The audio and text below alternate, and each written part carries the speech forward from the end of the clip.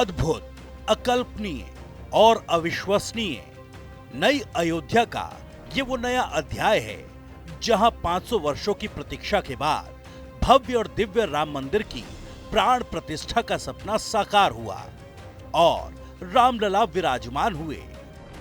आज रामलला वापस फिर से आए हैं 500 साल के बाद।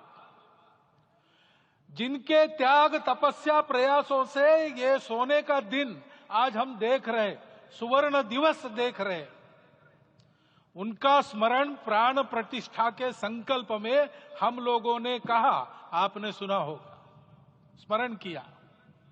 उनकी तपस्या को, उनके त्याग को, उनके परिश्रम को शत बार, सहस्त्र बार, कोटि बार नमन है। इतिहास को बदलकर नई इबारत लिखी गई है। बदले हुए भूगोल में बदल गया अयोध्या का इतिहास। प्राण प्रतिष्ठा के इस ऐतिहासिक पल को प्रधानमंत्री मोदी और योगी के परिश्रम का परिणाम भी कहा जाना गलत नहीं होगा।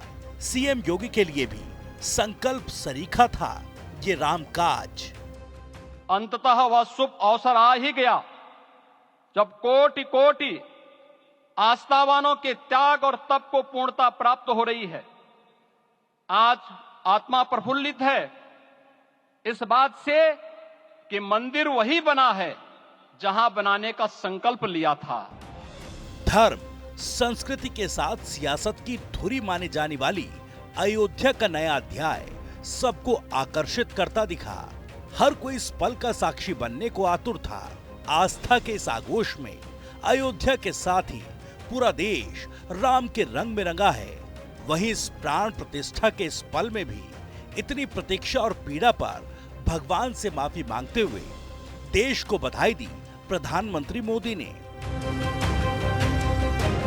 22 जनवरी 2024 का ये सूरज एक अद्भुत आभा लेकर आया है। 22 जनवरी 2024 ये कैलेंडर पर लिखी एक तारीख नहीं, ये एक नए काल चक्र का उद्गम है।